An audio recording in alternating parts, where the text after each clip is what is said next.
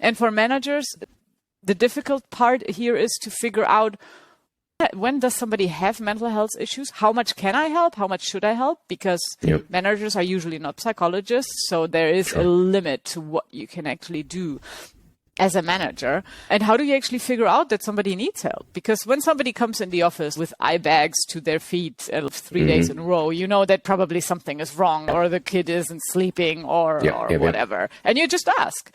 But if you don't see your people, and many companies now have their company calls actually with video off, so you look at like no visual feedback, like how do you figure that out?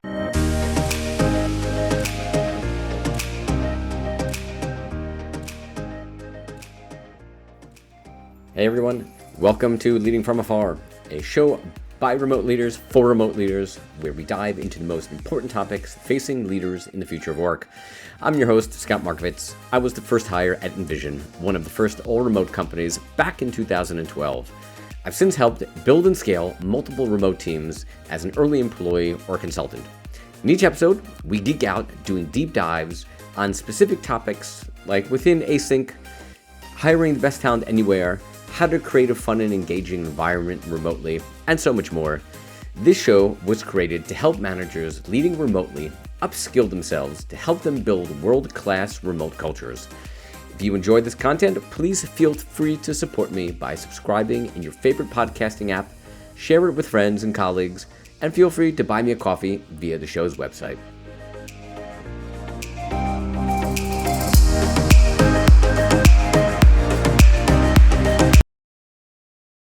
Hey everybody, and welcome to today's episode of Leading From Afar. I'm your host, Scott Markovitz. Today, I'm joined by the Empress of Remote, Valentina Thörner, who is the head of remote and customer support at Klaus. She's a fellow remote OG, just like me.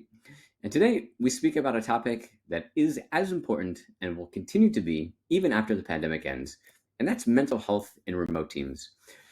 Today, we did a deep dive and pretty much nerded out into what we've been doing as remote leaders to spot and combat burnout, how and what tools we use to keep a pulse on how our team is feeling, what leaders in every remote organization can do today to foster better team engagement and connection, and of course, what we as leaders need to be doing ourselves to support our own mental health so we can be there and better support our teams. So, hope you enjoyed today's episode.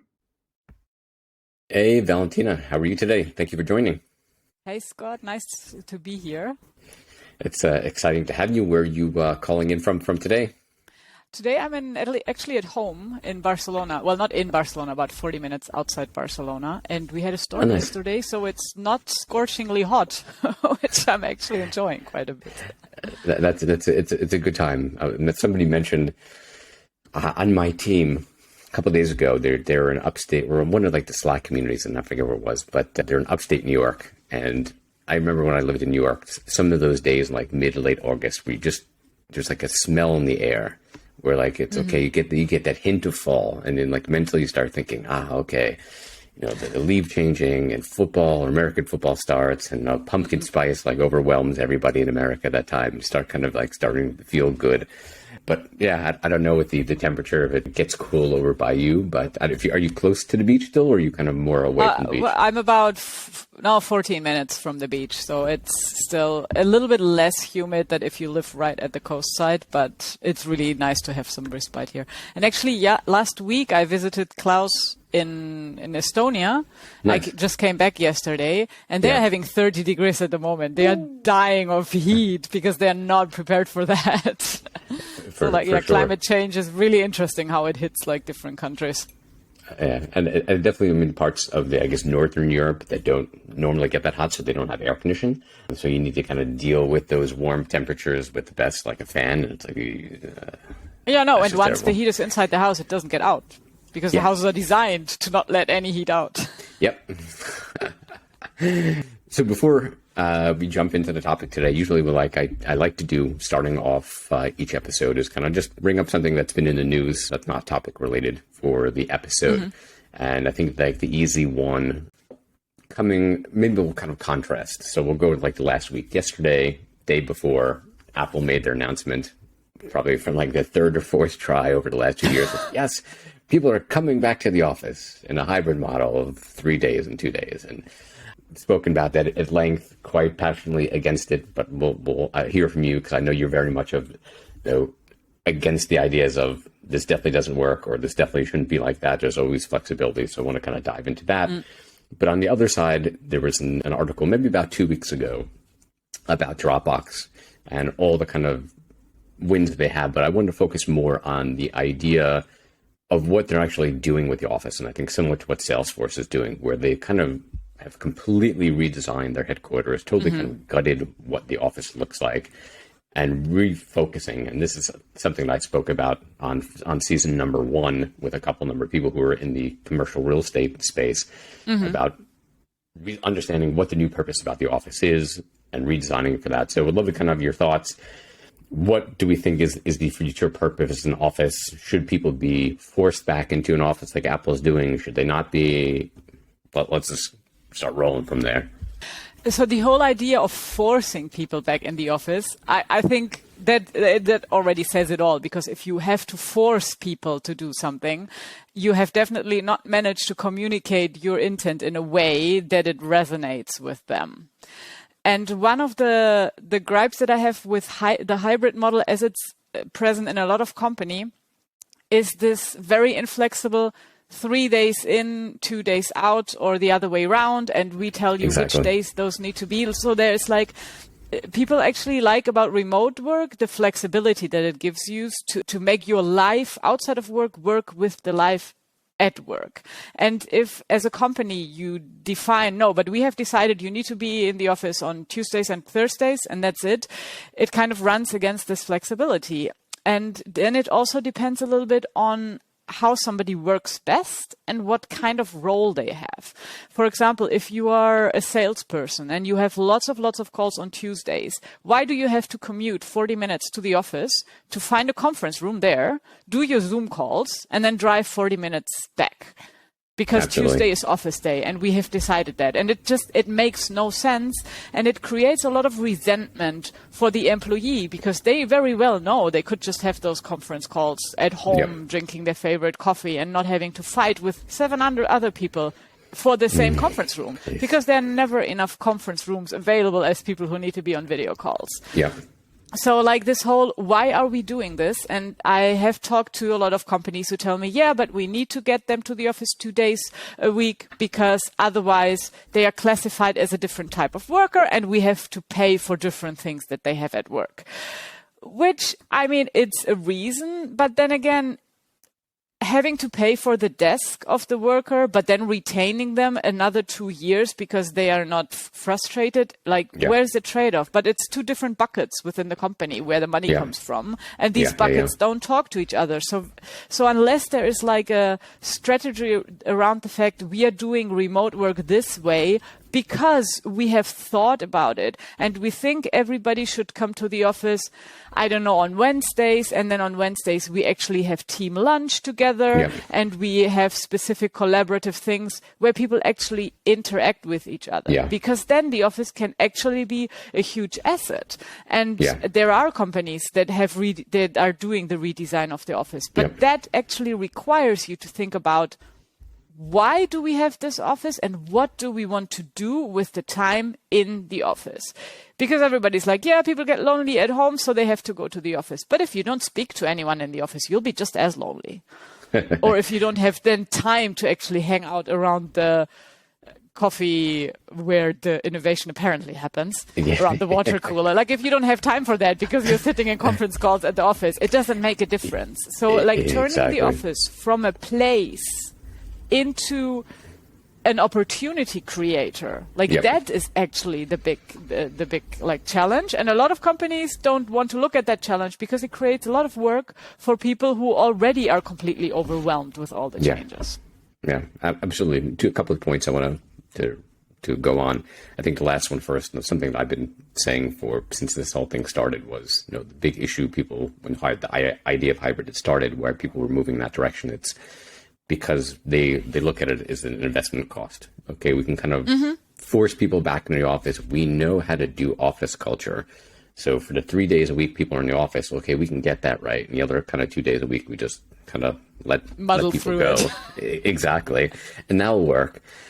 And on the other side, okay, we understand or we believe that we need to completely redesign how we operate, how we engage people, how we do. I mean, we had upskill managers. It's a huge investment, and people are, I think, scared about that, especially that they don't have that experience in understanding, especially how to do it the right way. I think there's a lot of fear for that, and they just kind of go with the easy option of, oh yeah, let's just get people back in the office. Okay, we know what to do 3 days a week, and the other 2 days a week we kind of go off. Completely agree with that. Actually, like that you said we know how to do the office in quotation marks, because actually we don't really know how to do office. We just have been doing it for the last 50 years and kind of got used to a modus operandi that we now think somebody ever thought it through, but I don't think that ever happened. Exactly. To call it culture, I mean, there's very, very few companies that know how to do culture right. I remember there was like 2 weeks ago, one of these typical CEO posts, no, I'm very sorry that I had to let 20-30% of the company go. And blah, blah, blah, blah. On their website, I just happened to look at their website on their career site, and the whole image there was about we invest in our people and we happiness and engagement and fun and all these different things like this, like very much like we're very employee centric. Like that's our focus. And in the CEO's message, the person's message was, okay, no, we had to let these people go because first and foremost, we have to take care of the company. And then after that, we have to take care of the investors and then whatever it was. And I thought to myself, well, the company is the employees. Like the investors are not important at all. I mean, the only way you build a successful company is if you have happy employees, right? Because happy employees make happy customers. Unhappy employees make unhappy customers. So it should be the priority of every company to be employee centric and to make everybody happy first. So you see on this one side, very much of the public image, oh, we're employees and learning and development and fun and da. And then here comes the CEO saying, oh, the company comes first and the investors come second. And then maybe at some point farther down the line, the employees come out and whatever. I'll avoid going down that rant. But one other point I wanted to make before we actually dive into the conversation today was I had heard, and it somewhat made sense for like the idea of if you're going to do hybrid, to make it specific days versus kind of get rid of flexibility. Because if you're going to have people come in, let's say 3 days a week or 2 days a week, whatever it is, the intention in theory was in those 2 or 3 days, that's when you're doing like the collaboration, the synchronous meetings. Please help me about that one. But that's where people were going to spend face time together. So if that was the purpose, like, okay, I can understand that. But if you're going to have people come into your office, like take advantage of like that FaceTime and relationship building, okay. And if you do like the flexibility, and some people it comes on a Monday, one comes on a Wednesday, and then like that whole purpose of getting people back into the office, like pushing them back in the office is completely gone, because the reason you're getting people back in the office was for like that FaceTime and relationship building. And if people are not there at the same time, then that purpose is out the window as well. Yeah. Okay, so let's start off. Let's move in the right direction here. Let's keep going on. The way we start every one of the episodes is just introduce yourself a little bit more. Tell us a little bit more about Valentina, and tell us a little bit more about Klaus. So yeah, my name is Valentina Thörner, which is like Tina Turner. We just write it a little bit weirder in German. My official role at the moment is Klaus is Empress of Remote and Support Quality, because I'm both in charge of making sure that internally our processes are aligned with remote, so that we can actually offer the best remote experience for those who don't want to go to the office, and also the best office experience for those who do want to go to the office. So Klaus is hybrid in a sense that there are headquarters in Estonia, and about a third of the people actually live close enough that they could go to the office if they wanted to. But usually they go when there's cake for a birthday or something, which tells me that actually the remote setup is working, because even the people who could go to the office go there when they want to socialize, but not when they are in their conference calls. Klaus is a platform for quality support within customer support teams. So our clients are the companies who take customer service like really seriously, and who want to make sure that not only their customer support representatives get the training that they need, the coaching that they need, the support they need, but they also want to look at which process are maybe a bottleneck for our reps, where's the product really negatively affecting their work, because at the end it's like a spider net where everything is connected, and you cannot only say we're going to improve here and leave the rest out of it, because it all plays together. Yeah. And because we are remote ourselves, and a lot of the people are from customer support industry, we actually also help our clients not only to use the tool itself, but also to review, like if they have decided to continue to be remote, I will come in and help them, like to see how can we do this so that it works. So it kind of, we take the customer support and the remote part together, and then help wherever we can, because it is in our interest that their customer support teams are actually successful. That's awesome. That's awesome. So the focus today, the last couple episodes of season 2, were very focused in mind with the idea of the individual manager at what I like to call a bucket 3 remote company. I mean, I think I like to say we have 3 buckets of remote companies. You have the bucket 1, the OG remote companies, or the pre-pandemic remote companies that have been doing this for a while, certainly pre-pandemic. Again, it could be the Buffers, the GitLabs, the so forth, or even these companies who launched within 6 to 12 months before the pandemic. They're doing they're doing remote. They know how to do remote the right way. Bucket number 2 is you have the companies that went remote during the pandemic and said, hey, this is pretty good, and we believe in this, and we want to go all in, and we're going to embrace all the best practices, whether it's async by default, the 4-day work weeks, and hiring everywhere, and so forth. And that's I have bucket thoughts number 2. on the 4-day work week.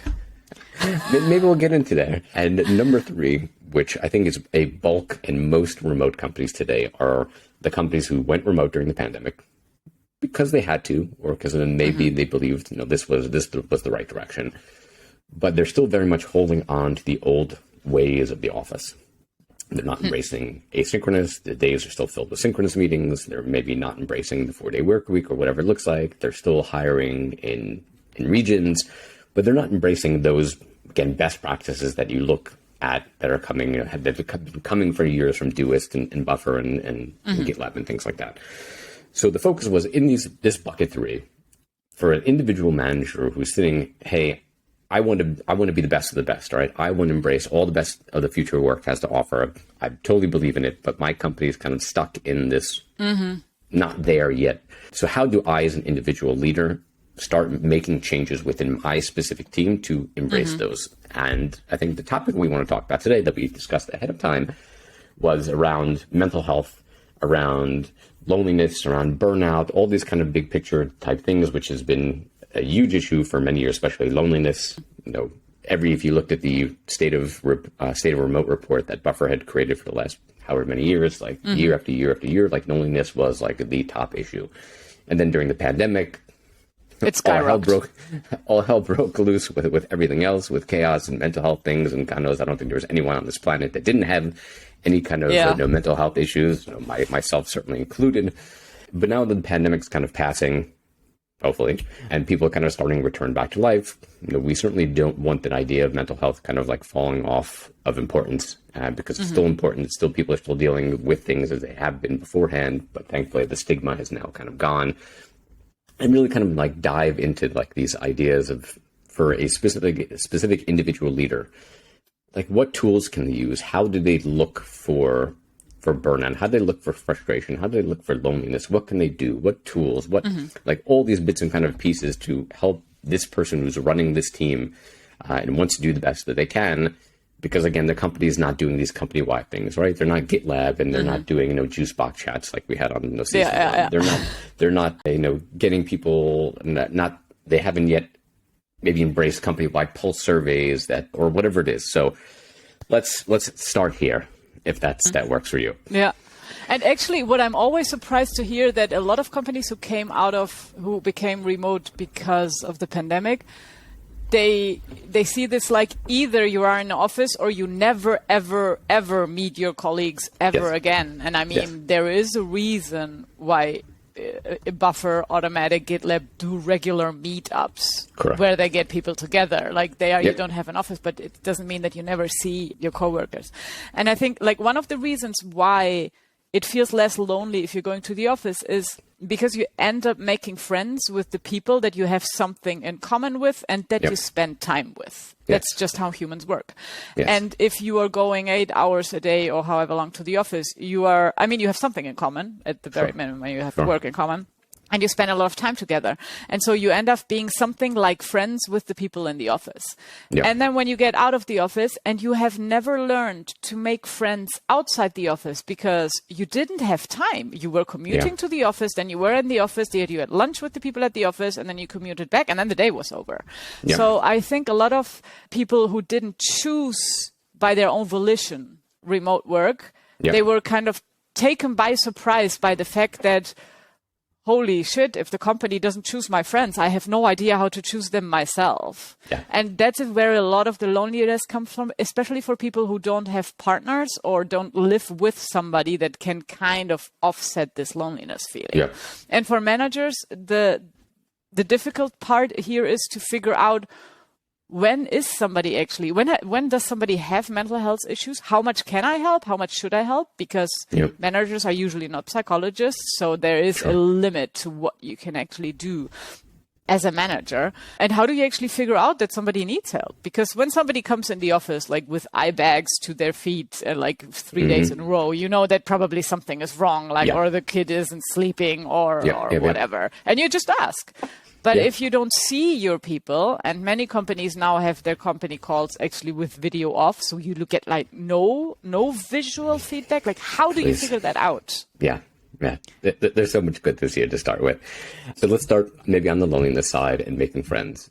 So yesterday was very interesting. So the company I work for, Cloud App, is putting together a book around asynchronous work, kind of a very holistic view, kind of diving into teams and all different things like that. So we had a meeting yesterday kind of talking about asynchronous because the company is not asynchronous by default. My two teams are. I run my teams asynchronous by default, but the rest of the company isn't run that way. We were a company that was office-based pre-pandemic and then went remote during the pandemic. So there is potentially similar to Klaus, a good chunk of people are in and around where the original office was, which is now gone. And one of the questions that had been asked was around the idea of having an office or no office. A number of people had mentioned specifically, hey, we missed that opportunity of coming into the office to see people, to kind of hang out, to have lunch and kind of build those relationships. And as you said, when you were in that environment and people were there, and those were really the people that you socialized with kind of most of your entire day, that's where kind of your friends were. But now that you're not in that environment anymore, and you're still kind of working 9 to 5 or 9 to 6, but you don't have those people around you. Like, how do you recreate that? I know I'll later go into how I personally recreated that at my time in Division, because I'm very much of an extrovert. So I needed to recreate those opportunities, but at least maybe start off of like your thoughts for people who were kind of in this environment, and especially for like a leader who's leading teams of people who used to be in the office, or friends were in the office. Now they're kind of like, what can a leader be doing now to kind of recreate those opportunities for engagement? So I'm an introvert myself. So for me, it was, I would say maybe even a little bit harder because I don't naturally go out and bring people into my life, basically, if I can help it, because I'm fine in my cave. But I have been working remotely for over 10 years, so I had to figure out that pretty early. So one of the things that as a leader, like, you definitely have to have regular one-on-ones with all of your teammates, like I would say once a week, at least every second week, so that you can figure out what is happening in their lives and make those one-on-ones not just number related, because those you can see on some dashboard anyway, but like make sure that there's time in there to figure out like how's the family, what do you do in your free time? And when you consistently get like nothing or only reading books, or like if there are no other people in that, what are you doing in the time? Then maybe it's an option to like probe. So like, where do you get new ideas from, or whom do you rubber duck with? Like, whom do you just talk through your thoughts to see like how much social connection they do have? Because even the most introverted person has one or two people in their lives that they talk with. And then if they do want if they do feel the lack of interactions, then there are some things that you can do as a leader that is giving them ideas on how to connect with other people, even reading books on like how to make friends, because these are like skills, and helping them in terms of if they are extrinsically motivated, in terms of accountability partner. By next week, you need to have visited 3 co-working spaces and see if any of those was like close enough, convenient enough, price point okay, etc. So I like to help them to move towards actually getting those social connections. Yep. And with co-working spaces, I've had a lot of very good experience with co-working spaces and also very bad experience. It's a little bit like with a gym. There are some gyms you go and people go in, do their stuff and go out and never talk to anyone. And then there are gyms that kind of created this, and afterwards you linger and like talk to some people and compare trainings plans or something. And so by just finding these, or even the library, like every library has a cafe. Like if you're working there and then like hang out in the cafe often enough, you'll figure out who are the other people who hang out there all the time. And you kind of can create these social connections based on something that you have in common, which might be the gym or the library, like love of reading or whatever.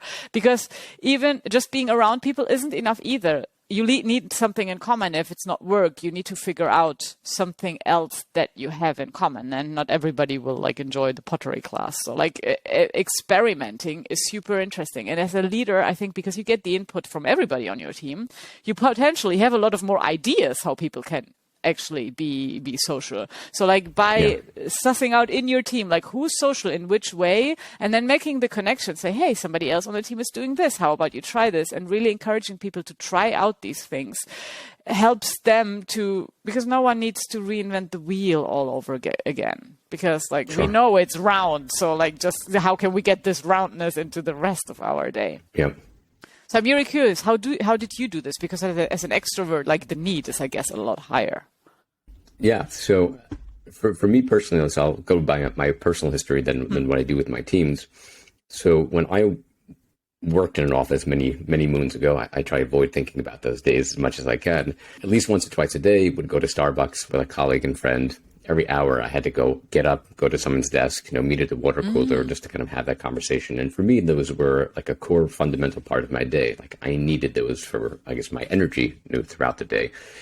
And when I went remote, like those in theory weren't possible anymore, because without the physical space, no physical space meant there's no physical people, which meant that you couldn't have those easy interactions. Was that at the beginning of the pandemic? No, this was 10 and a half years ago. Yeah. Okay, because I think that's a disclaimer we have to give to everybody who started remote during the pandemic. Pandemic forced work from home is not remote work. Absolutely, it's a completely different animal. Absolutely. We've hit that point, God knows how many times on this podcast and everywhere else.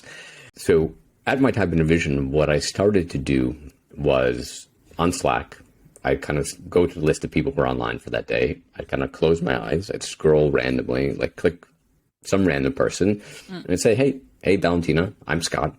I'm in Israel. Do you want to jump on a 5-minute Zoom call? And people absolutely loved it. They loved that. I love this idea. They loved that spontaneity. They loved having just kind of a short conversation, like as you would at a water cooler, right? At a water cooler, it's not a 30-minute meeting, right? It's kind of a short conversation, like how are the kids? How's the game? How's this? Whatever. And it was just like that opportunity, and also to see a face and hear a voice, because most communication over in remote teams that wasn't meeting related always happened through Slack. So getting out of text in a box and seeing a face and hearing a voice, people loved it. To the point, like after the first or second time with random people, they would start messaging me saying, hey, when are we doing the next 5-minute FaceTime? Because they loved that opportunity so much. So continue doing that for a long time. What I've been doing now with my teams that I run at CloudUp are a number of things. I think you hit one on the beginning of what you were saying. So as I mentioned, I run my teams asynchronously. So the work portion of our one-on-ones and both our team meetings are done asynchronously. So like any type of meeting, I create a Google slide of whatever data points I want to share with my team. I record a CloudUp video of me walking through that Google slide. I share it with them on a Monday. I say, hey, individual or team, you have 2 days to share feedback in the Slack thread, questions, feedback, whatever it may be. We can tackle that asynchronously. If something's not addressed, we can bring it up. We have a synchronous time in the calendar for one-on-one and team time on Wednesday. And if anything isn't addressed, we do it then. On the Wednesdays for team time is we play a game where we do show and tell. Like, it's all about team building. It's all about relationship building. There's nothing really anything about work. Very much focused on just getting people together. An individual, the one-on-one time, it's also very much of like, hey, how's it going? How was your weekend? Like, did your kid make the soccer team? Like, what are you reading? How was the trip? All those kind of very, very much focused of getting to know you as a person, getting to have that conversation, relationship building, things like that, professional development. So we've been doing that. And it was interesting that a number of months ago, I had canceled one of the team funds because I think 2 out of 6 people at the time were out that day. And I was thinking from the wrong end, from I didn't want those 2 people to kind of like miss that interaction with the rest of the team. So I said, okay, I'm going to cancel it. Okay. So we do daily stand-ups, we'll get to later. We'll also do like a bi-weekly stand-up with a more in-depth one. And one of the feedback, the points I got was one person that said, and I feel sometimes we're too asynchronous, to the point where I was like, I really missed that team fun, that team building on Wednesday. Yeah. Like, I missed interacting with the team. I missed hanging out with the team.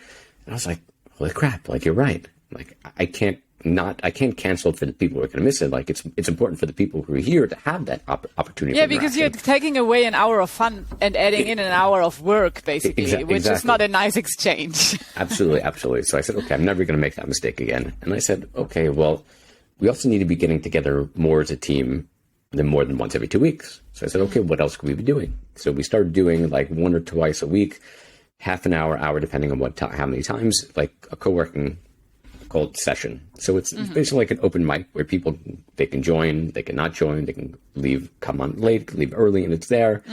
If you want to talk about work and you want to talk about work questions with the team, great. If you want to talk about anything that's not work, that's great too. But again, it's also just the idea to get people together, see their face, hear their voice, talk about something. Again, in this case, it could be work, it could not be work. But again, just having those opportunities, because again, is the number one word that's come up over all this time for remote work, intentionality. If you don't create, as a leader, if you don't create these opportunities to connect and be very intentional with them, as you've also said, they're never going to happen on their own. So it's something, again, I'm always looking for things. If you have ideas, I've been asking my team, like, what other things do you want to do? Like, what other opportunities? So I'm always very interested in, like, what else can we try to get the team together just to know each other, maybe partially asynchronously, partially synchronously. Like, if you have some ideas, I would love to hear them. I love that you basically have structured it in a way that these interactions just happen without anyone having to actively make it happen. Because whenever you depend on people making something happen, then it doesn't. Inertia just takes over and it doesn't happen. I think the one thing that a lot of people always claim the office is better at is the serendipity. That you do end up speaking to people that you would not speak to just because you have the same, I don't know, lunch break or whatever. Which on the other side also means that in the office, after all, you also end up interacting with the same 5 people all the time. Absolutely. Because you only interact with the people that have their coffee break at 11. You never run into the people who go and have a coffee at 11:30 because we're all creatures of habits. So in the end, you also, if you observe an office from above, you also end up after a week seeing the patterns, who goes where, when, and who talks to whom.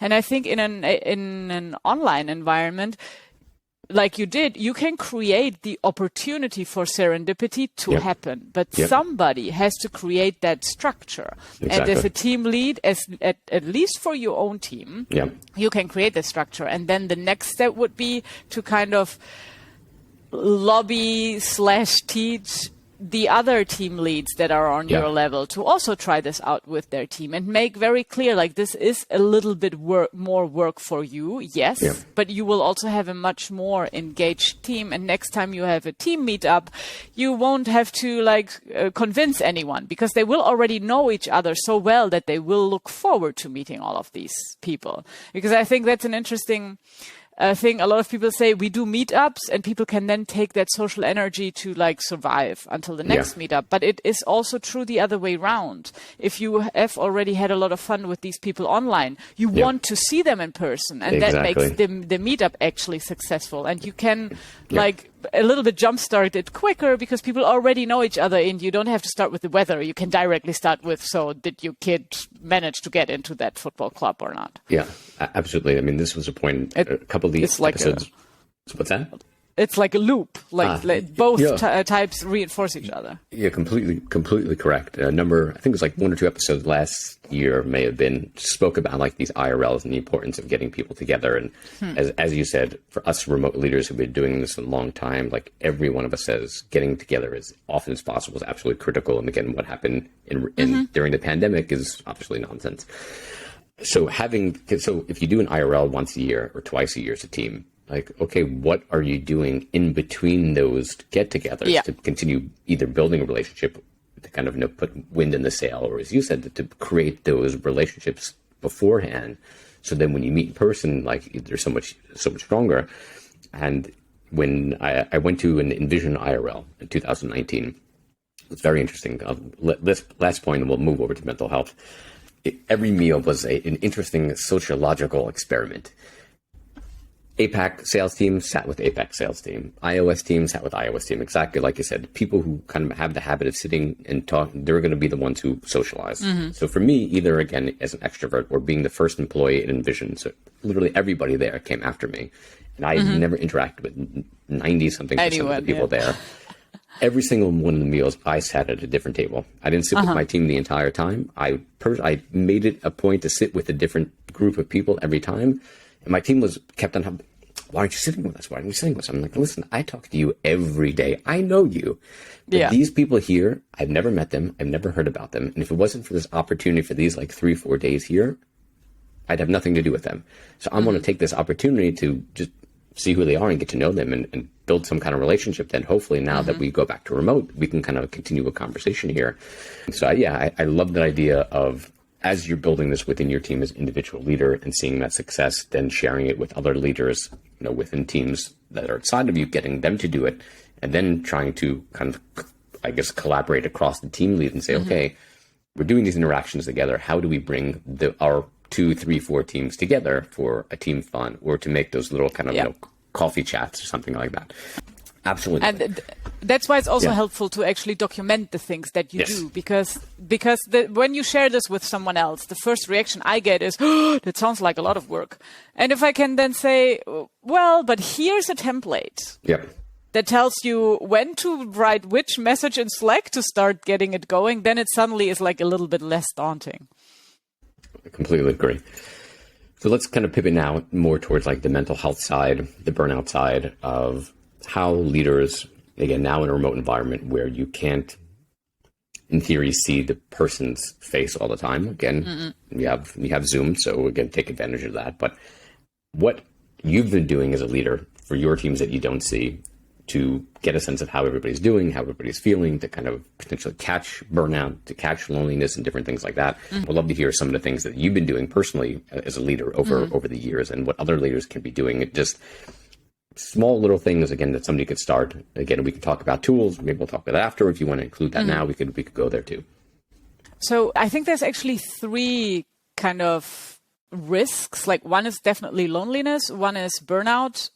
Because loneliness just means I'm not seeing enough people as I need from a personal perspective. Then the burnout is there is too much to do, or I'm overwhelmed with the amount of expectations that is set of me. And that is very much like leadership influence.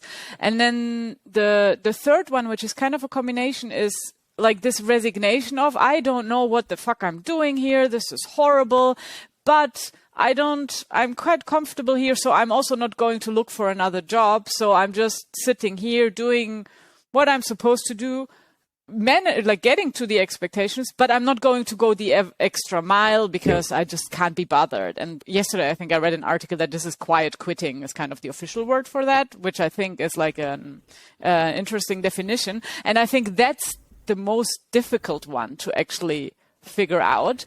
But all of them are reflected in communication, on how people communicate. Yeah. And I know that you should only read like the most important Slack channels and like manage notifications.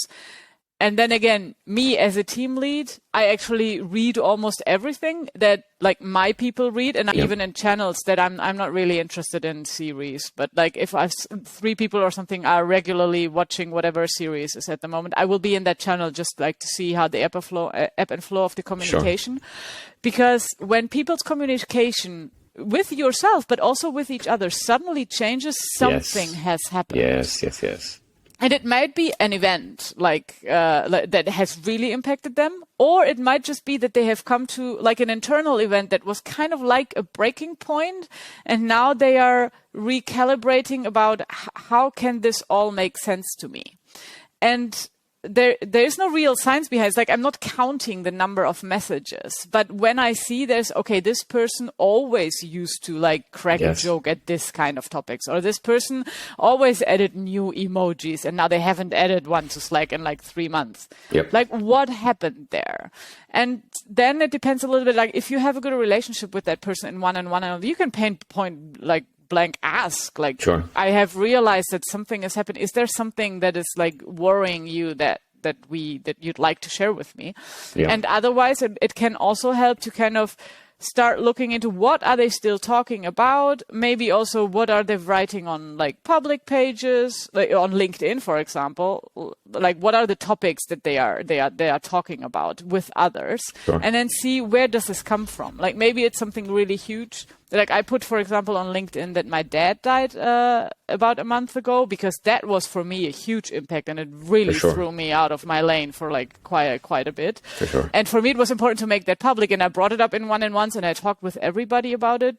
But like not everybody is that open. So, but you can still see that something happened. So finding out what is it that changed in their life, and is it something that has to do with their external life, which you may be able to support them, even if it's just with listening to them? Or is it something that has actually to do with the company itself? Maybe they're super worried because fundraising is taking longer than was said at the beginning, and now they're suddenly like worried that they're going to lose their job, because on LinkedIn everybody's writing about how like there were layoffs, or maybe they took on this new role and they're not really clear about what this role actually means within the company, so they're still attached to the old role where they know everything, and now the new one is too overwhelming. And where can you as a manager listen to them? If it's work related, help clarifying, like what are the things that are expected of you this week, this month, and so that it's like that they see the path, because sometimes we're just stuck in our brain and we don't see the trees.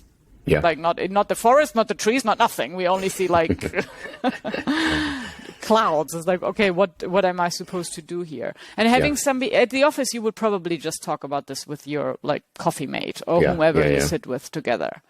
But in a remote, like you as a leader, you need to find these things out. When somebody quits, it shouldn't ever be a surprise for you.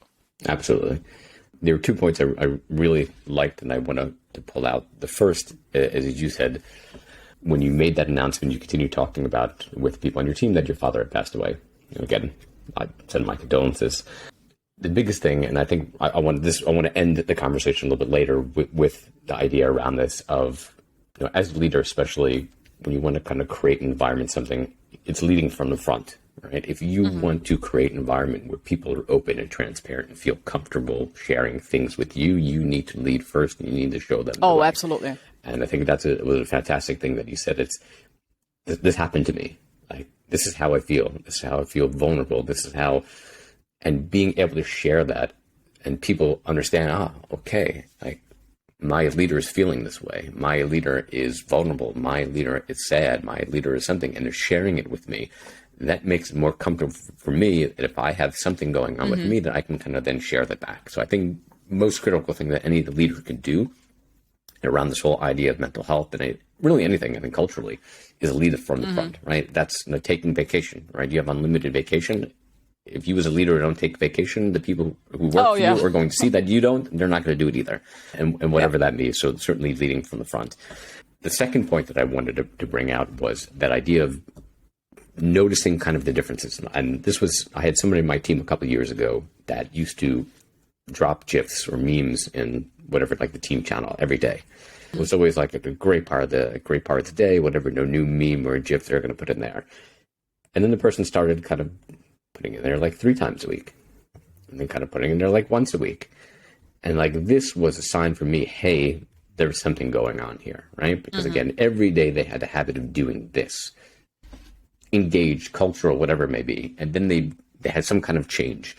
And yes, I think that's a complete red flag. And things that I do now with my teams, like two things that we can talk about. Number one, I kind of check in with them in Slack every other day. Just, hey, how's it going? Mm-hmm. How's your day? What's new? Just to have that conversation. It's not work. I'm not asking them about work. I'm not giving them feedback. Just, how's everything going? Again, it's very quick. It's not anything like that, just to kind of get feedback. The second, what we do, and maybe we'll also kind of dive into like the idea of tools, is we do a daily async stand-up through Slack. And one of the questions in there is kind of like, how are you feeling today, with a set of emojis, like happy to happy face to not happy face. Okay, so you already give like the options. Correct. So the previous tool we had before allowed custom ones that you could put any emoji in there, which I think was great. Oh, okay. Unfortunately, they closed. And the new tool, I've been pushing them to add that ability. But now it's kind of like, I think, 5 type faces, like super happy, middle, so on and so forth. And I've really reiterated over the time to the team, it's of being honest, right? There's never a wrong answer. If you put a sad face, I thank you for that. And no, it's actually a good thing to put a sad face in there, right? Because if you put a sad face in there, I look at this, like you said, I look at those religiously. I see a sad face, immediately I jump on that person. Hey, how's everything going? I saw the sad face. You want to talk about it? What's new? Things like that. Also, the same thing if I see kind of like the neutral face, like 3 days in a row, like, okay, the same type thing. That's like a red flag for me. Hey, let me just check in, see why someone's like neutral. So I think there's even like, again, maybe if you want to dive into the idea of tools, of those little habitual things, again, of like check-ins or what have you, that you can kind of get some just quick feedback that you can take. You can look at that feedback and get a picture of, okay, yeah, everything's great, or everything's not great, or maybe, hey, do I need to kind of maybe keep an eye on this, or do I need to try to do something and take a look now? So what we do is we use Geekbot, and we have a daily check-in, but you have to fill it in once a week. So depending on the type of work you do, it may not make sense to do it every day, but like once a week at least. And then some people do it more often than others. And there's like, it's the typical stand-up question, like, what did you do yesterday? What do you do tomorrow? But in the middle, we have or like, what's your focus today? But in the middle, the question is, share something that you've learned or experienced since your last. And that's really interesting. Like we experimented with a lot of questions, because what did you do? Then people were like, it's a pandemic. Like, what do you expect me to do? Like, the dishwasher, amazing. Exactly. So like by focusing on what have you learned or experienced, made it like a little bit broader, because then you can also talk like about the book that you read or the recipe you tried or whatever. And it's really interesting because if you use a tool, you usually get the stats. You can actually filter by one person, and then you can very easily see like what has changed over time. And then you can actually look at that and be like, oh, this person used to be very verbose, and now we get an emoji as what have you done? Like it's something shifted there. And because then people will comment on threads. So actually the threads under these check-ins have become like our water cooler, basically, because somebody says, oh, I painted this wall in my house, and puts a picture, and then somebody is like, oh, I love this color, which is it? Oh, it's, I don't know, peach pink or whatever. Like it goes into color theory, etc. So it's like very interesting what people then start talking about. And some of the socials channels we have on Slack came out of these conversations. And then somebody else, and when it's 3 or 4 people, it kind of makes sense to just make a public channel out of it. And that's why we have like plant parenting and cats and dogs and whatever, what you in free climbing and etc. And so like that kind of, it sparked more interesting conversations that were not only work related out of this daily check-in, which is technically also work related, because like you talk about what you did before and after. So that was one of a tool that was really, really helpful for us. What I like about this, how are you, and giving some options, or rather the thing that actually is complicated, how do you account for cultural differences? Because like I work a lot, like Germans, we are not super emotional to start with. If you have a Brazilian person on the team, it's more likely than not that they have a lot of emotions. If we go with cultural stereotypes, Estonians have even less emotions than Germans, or rather, I mean, they don't have less emotions, but they are very even-keeled in terms of how they express these emotions.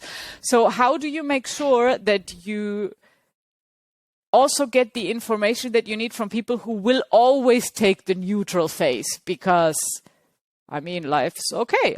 I'm not sad. I'm not happy. I'm just normal. Because like sometimes there are some people where it's really difficult to actually get through to them. And I don't know if it's based on where they grew up and where emotion may not be like that part of the general interaction, or if it's aligned with the type of job that you've chosen. Like they say that engineers are a little bit more stoic, which may or may not be the case. But like, how do you account for that? That's a very interesting question. I think something I probably didn't think about.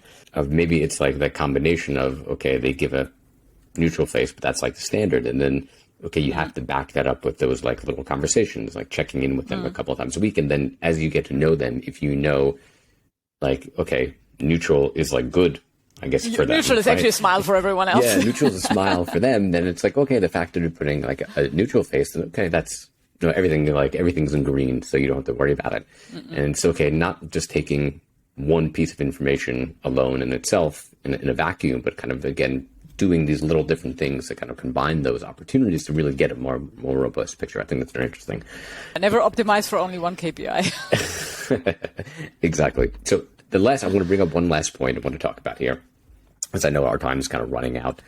The conversation we've had today, and many of these conversations around leadership and helping with loneliness and burnout, mental health and things like that, it's you as a leader, how do you help your team? And we covered a lot of great things today, a lot of great ideas. But one of the things that isn't so discussed as much, and again, I tried to do this on the first season, is what do you do as a leader for yourself, right? Because you have your own things going on, right? You said, again, your father passed away a month ago. So you're trying to help your team with whatever they're dealing with. But you at the same time, like, you're dealing with things that are going on. So I'd love to hear like what you do, maybe what you picked up over, especially maybe during the pandemic, of different habits or daily things that you do every day to help with your own mental health and your own loneliness and other things like that, which then again, I think is as valuable to leaders, again, to give them the tools and resources, because if they can't help themselves, they certainly can't help anybody else. Absolutely. Actually, I learned a lot when I became a mother. Because as a mother, you are also supposed to figure it out all yourself, and like the unsolicited advice you get usually is not very, very, very helpful. Yeah. So, and like for me, like motherhood and leadership have a lot in common. So I was able to like transfer some of the skills from one to the other. So one thing that I'm a huge fan of therapy. And now, for example, I'm specifically working with a psychologist who specialized in grief counseling. Okay. So because I know this is the big emotion at the moment that I have to go through. If I put it into box, label it, and put it under the stairs, it just explodes 10 years from now with something completely unrelated. So I'm going to work through this now. And my team knows that I'm working with a grief therapist. Because on the day that I have the therapy session, if I have meetings afterwards, it might come up in that unexpected. So I want everybody, like if I start crying in a meeting, it's not because you are making me unhappy. It's because I'm working through things, which I think also comes with the vulnerability side of things. Like it's okay. Like we are all humans here. And then the other thing on a more like when it's work related, etc. One of my experiences, the higher you get, the less supports you get from the people who are reporting to, because they usually have like a million other things, and at some point you are just reporting to them because the HR tool needed like lines, but actually you are like working on so different things that you can't really help each other and don't have the time or the energy for that. So I have two pages in my room on the wall with names on it, and one is my cheerleader list, and it always has 5 to 10 people that I know if they call them and then explain what I'm doing, they're going to tell me that I'm amazing. They will remind me of all the things that I've done in my life. They will remind me that I'm totally capable, and they cheer me on. They will not give me a lot of constructive or feedback on how to do differences, but they just know that I'm amazing, basically. And so whenever I feel, and with women that might actually be cyclical, whenever I feel like unsure or I'm like, oh my God, this is all too much, I will call one of them and get a little bit like my ego brushed up so that I can continue. And then I review these. I have the list on the wall so that I don't forget that I have cheerleaders and advisors. So the advisors is the second list. The people on that list, like some of them are very constant, but sometimes they will shift. Yep. So I review every 6 months. I have a reminder in my calendar to actually check, have I talked to all of them? And I haven't talked to somebody. Is it because I didn't realize, or is it because they have kind of moved into another like friends category, let's say, and are not in, or so, and then I will like change the names. And the advisory board, these are people that actually work through or in similar fields as myself. So I can actually rubber duck with them. Like I can talk, and they will ask good questions. They will challenge me to think differently around it and to actually dig even deeper. And so they don't, like, the people don't know that they are on the list. But for me, it's like a constant reminder that even though I'm alone at home, I am not alone in thinking through these things. Some of my advisors are actually at Klaus, but some of my advisors, they're simply remote work expert or experts in the support industry. And then I can have these conversations that it's like, I have this challenge at work. How would you do this? And then getting the input from the other person, but also from that other person, hey, but like half a year ago, didn't you try out this other thing? Why don't you try this again? Because we have had this ongoing conversation. So creating basically your own tribe of people who can cheer you on and people who can actually help you think is really, really valuable, because this is like creating your own leadership circle that you can kind of report to, and even find an accountability partner if you need one. Sure. Plus somebody who actually knows what they are doing. So either a coach or a mental health professional. That it's an investment, and like you don't need to do it every week. Like I go to once a month, and it goes into my budget because I know this is like eating healthy or like going to the gym. Like it's just important for me to continue being a functional human being, not only at work, but also for my children and for my friends, because I'm not alone in this world for as much as I would like to be sometimes. No, I love those ideas. I think they're great. For me, I think what I did, especially during the pandemic, was going for a daily walk or run, just getting out of the house. I remember when the pandemic started, like I literally didn't leave the house for like, I don't know, 2 months. Like it almost drove me nuts. we were in Spain. There was no option to leave the house. So completely shut in. So I started going for like the daily walk or run just to get out of the house. I think that was really great. I have a group in the morning, a small group here across the street from my house, like where we do kind of morning stretching. We do like gratitude journaling. We kind of pair up and kind of share what we had in our gratitude journals. I think has been really great. This is a great idea. Yeah. So we we meet like 6 times a week, and usually like 2 or 3 times a week we'll kind of pair up or like a group of 3 and just kind of share like what we had on our list of, usually looks like, 3 areas of gratitude. Like how's my body, thoughts, and emotions? What do I want to achieve today? Kind of different things like that, and be able to share those as a group. And I think that is just for me, especially being able to just write things down, getting them out of my brain and getting them out in some capacity has been a huge help for me. I've started getting very much into like just daily breath work and meditation. So every day I usually got like two sessions of like 20 minutes. And it's also helped me a lot. And one of the things I did probably about a year and a half ago, from like having a number of conversations with similar people who happen to be working for startups and happen to be parents, like everyone was venting like frustration and anxiety and things like that. And it was like just all kind of these little conversations like with random people. And I said, maybe I should like create a support group. I mean, like that's everything I've always heard of. It's like, it's always good to have people to talk to. So I created this little support group of, I think it was like 6 people, and we met every other week, and we had like a little WhatsApp group where we kind of had, the idea was to kind of have like daily things that we take on. We share them in the WhatsApp group and like be able to cheer each other on is something that you mentioned. But just like the biggest point was, hey, you're not the only parent who's working for a startup with kids that are like on lockdowns or like lockdown and quarantines like every other week. Like my kids were, I think at one point, one of my kids were like literally in and out of quarantine. Like they never get it. Like, can we please all quarantine together? Why do you test positive when the other kid is right out of quarantine? Like, how about we think this? Absolutely. And I mean that was super helpful for everyone, just to have an opportunity for people in the same like scenario, be able to connect, be able to kind of cheer each other on, be able to be a shoulder to cry on, which was great. But I know we kind of passed time, and I greatly appreciate the time and the fantastic conversation.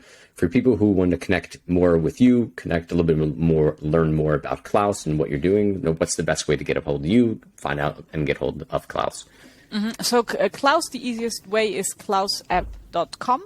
And we also have a really, really good blog, so klausapp.com/blog, about all things customer support quality, including like templates for how to find a customer support quality person, etc. Nice. So there's a lot of very practical advice in there. For me, if you find Valentina Thörner with THO and two dots on the on the O on LinkedIn, I'm the only Valentina Thörner until my daughter comes of age, and we'll cross that bridge when we get there.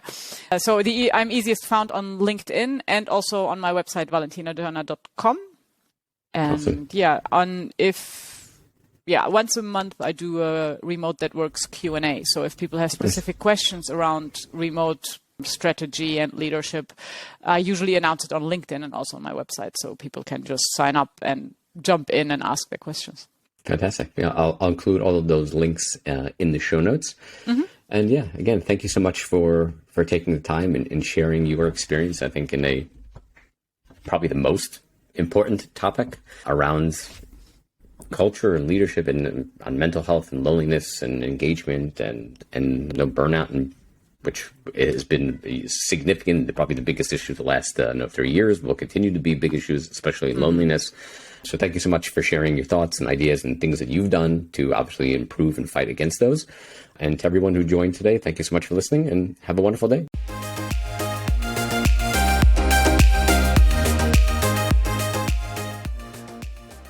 Thank you so much for tuning into today's show. I really hope you enjoyed it. My aim is for everyone listening to have one takeaway from each episode they can then go and use with their teams. If you enjoyed the show, please feel free to support me by subscribing in your favorite podcasting app, on our YouTube channel, share it with friends and colleagues, and please feel free to buy me a coffee via the show's website.